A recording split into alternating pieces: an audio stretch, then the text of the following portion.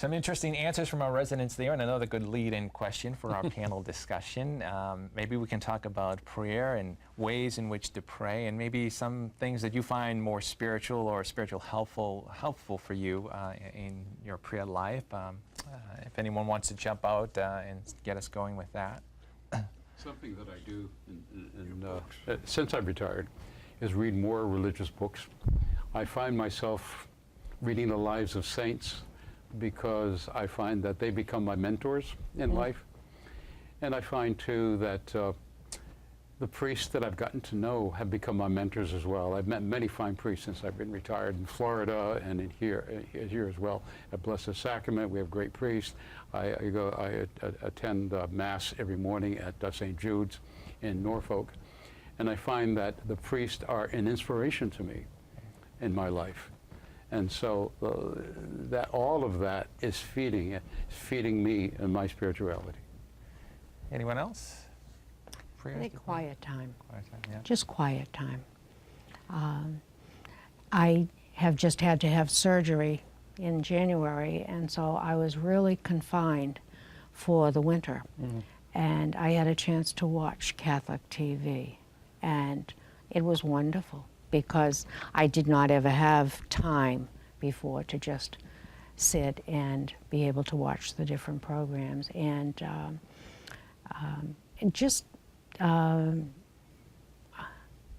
think definitely reading, definitely all kinds of religious reading.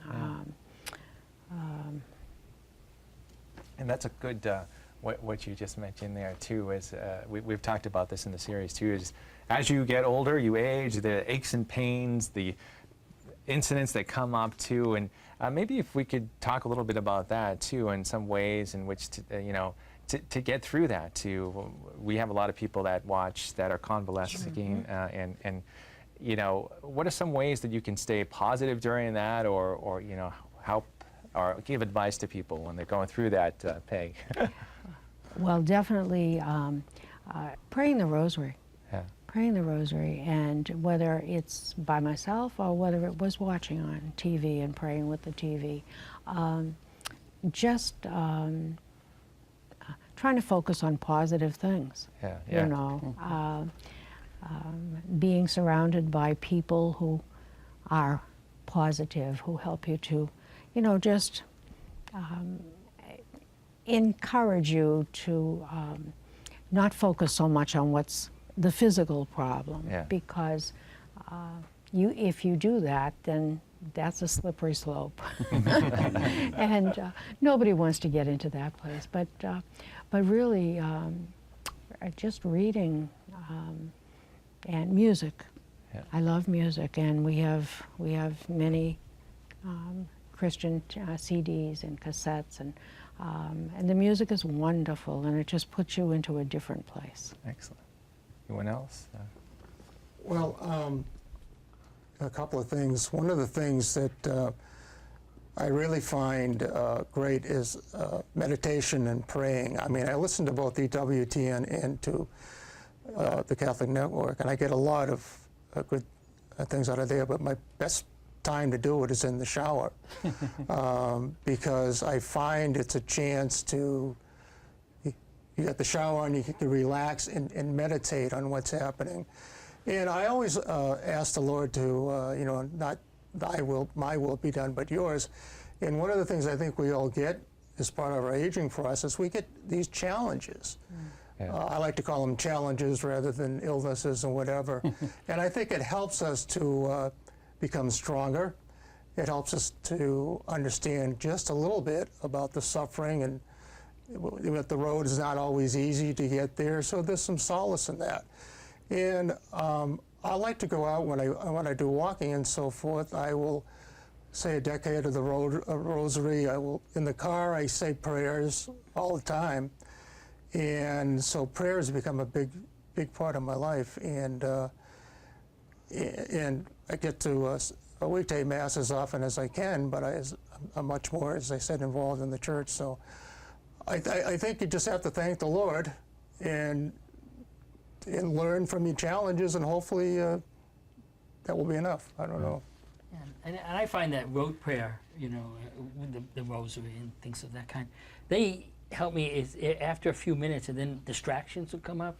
And because I have more time, I can allow myself to follow those distractions a little bit and to enjoy the distractions and find out where God's leading me. And that's a place where I'm able to I feel that God's talking to me there.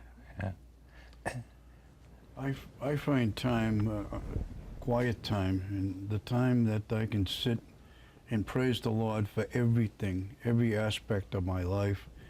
You know, the good parts and even the bad, and it seems to just be a fresh air. Could give you some fresh air each day. And as my wife said, reading, music, we listen to Christian music in our car all the time, and it's that's another form of praying. They used to say that the music was praying twice. And for us, it's our strength. We're running out of time, but this is a series called Aging Gracefully, and they say with age comes wisdom. But I just want to throw it out. You know, if you had a tip for someone to just throw it to them about how a good way is to age gracefully, to age more spiritually. Maybe a couple of words or something. What would you say? Anne, what would you say? I think to be positive. Yeah. Concentrate on being positive. I have a sister who right now is going through chemo, and when I talk to her on the phone, she's so positive, and even she makes chemotherapy sound like fun, you know, which you know it isn't. Yeah. But she's so optimistic and positive, and I think if somebody's negative, it's like you want to run away. Across the street, here they come. Yeah. Anybody else before we Live leave? in the moment. Yeah. I think that's what it should be all about. You have the time now to do something. The future will take care of itself. And if you have faith in the Lord, you know it's going to be okay. We think. We started talking about praying, and of course, with praying, when I pray, one of my greatest moments praying is when I receive the Eucharist, and I find that I talk to Jesus in my heart, and that is a contact that I have that makes aging palatable to me.